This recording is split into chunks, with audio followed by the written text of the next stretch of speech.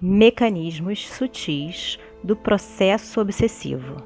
tabagismo, alcoofilia, sexualidade, glutoneria, etc. Parte 2. Psicografia de Divaldo Franco, pelo espírito Manuel Filomeno de Miranda. O problema da obsessão, sob qualquer aspecto considerado, é também problema do próprio obsidiado.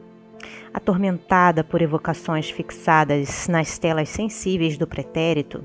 a mente encarnada se encontra ligada à desencarnada, sofrendo, a princípio, sutis desequilíbrios que depois se assenhoreiam da organização cerebral, gerando deplorável estágio de vampirização,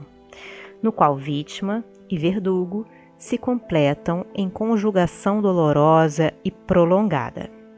A etiologia das obsessões é complexa e profunda, pois que se origina nos processos morais lamentáveis em que ambos os comparsas da aflição dementante se deixaram consumir pelas vibrações degenerescentes da criminalidade que passou, invariavelmente, ignorada da coletividade onde viveram, como protagonistas do drama ou da tragicomédia em que se consumiram. Reencontrando-se, porém, sob o impositivo da lei inexorável da divina justiça,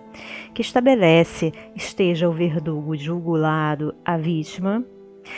pouco importando o tempo e a indumentária que os distancia ou caracteriza, tem início o comércio mental, às vezes aos primeiros dias da concepção fetal,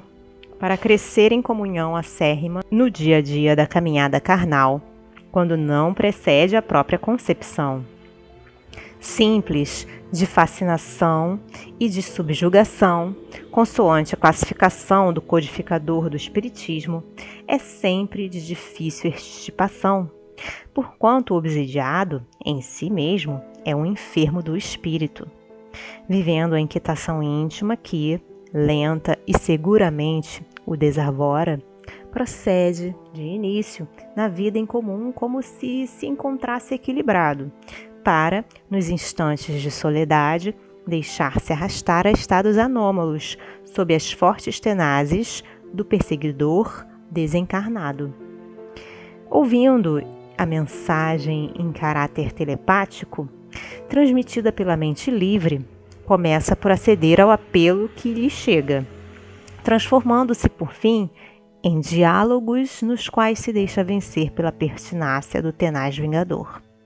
justapondo-se sutilmente cérebro a cérebro, mente a mente, vontade dominante sobre vontade que se deixa dominar, órgão a órgão, através do perispírito pelo qual se identifica com o encarnado.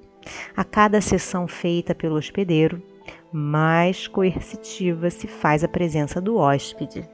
que se transforma em parasita insidioso, estabelecendo, depois, e muitas vezes em definitivo, enquanto na luta carnal, a simbiose esdrúxula,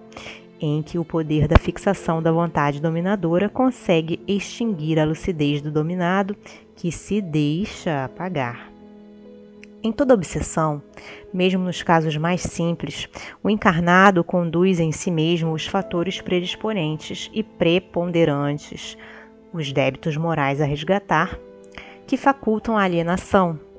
descuidado quase sempre dos valores morais e espirituais, defesas respeitáveis que constroem na alma um baluarte de difícil transposição. O candidato ao processo obsessivo é irritável, quando não nostálgico, ensejando pelo caráter impressionável o intercâmbio, que também pode começar nos instantes de parcial desprendimento pelo sono, quando, então, encontrando o desafeto ou a sua vítima de antanho, sente o espicaçar do remorso ou o remorder da cólera, abrindo as comportas do pensamento aos comunicados que logo advirão, sem que se possa prever quando terminará a obsessão,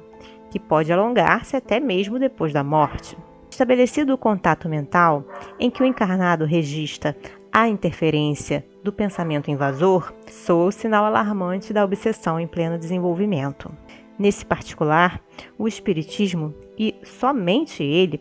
por tratar do estudo da natureza dos espíritos,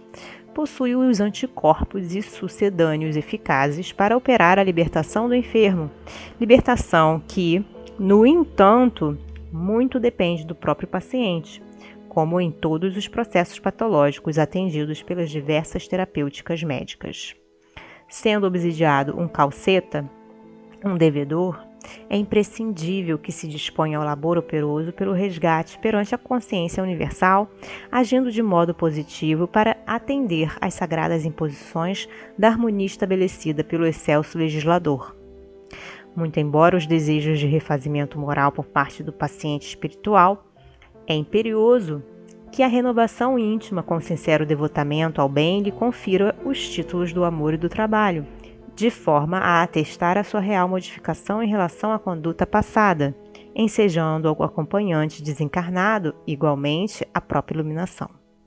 Nesse sentido, a interferência do auxílio fraterno por outros corações afervorados à prática da caridade é muito valiosa, favorecendo ao desencarnado a oportunidade de adquirir conhecimentos por meio da psicofonia atormentada, na qual pode aurir força e alento novo para aprender, meditar, perdoar, esquecer.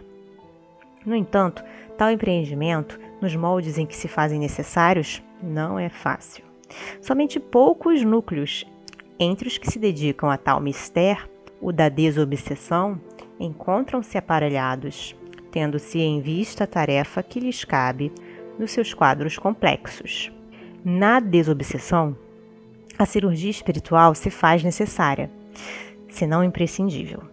muitas vezes para que os resultados a colimar sejam conseguidos. Além desses, trabalhos especiais requisitam abnegação e sacrifício dos cooperadores encarnados, com natural doação em larga escala de esforço moral valioso para a manipulação das condições mínimas psicoterápicas no recinto do socorro em favor dos desvairados a atender.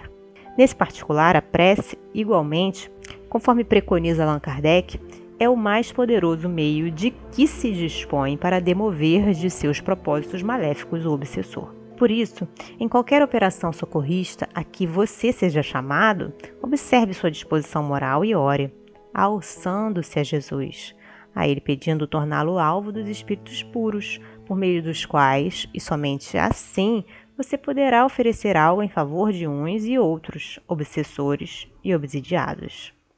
Examine desse modo e sonde o mundo íntimo constantemente para que se não surpreenda de um momento para outro com a mente em desalinho, atendendo aos apelos dos desencarnados que o seguem desde ontem, perturbados e infelizes, procurando, enlouquecidos, com as próprias mãos fazer justiça, transformados em verdugos da sua serenidade. Opere no bem com esforço e perseverança, para que o seu exemplo e a sua luta solvam sarando a dívida e enfermidade que o assinala, libertando da áspera prova antes de você caminhar aflito pela senda dolorosa e purificadora. Em qualquer circunstância, no exercício nobre da mediunidade com Jesus, tanto quanto ao sublime labor desenvolvido pelas sessões sérias de desobsessão, compete o indeclinável ministério de socorro aos padecentes da obsessão, no sentido de modificarem as expressões de dor e angústia que vigem na terra sofrida dos nossos dias.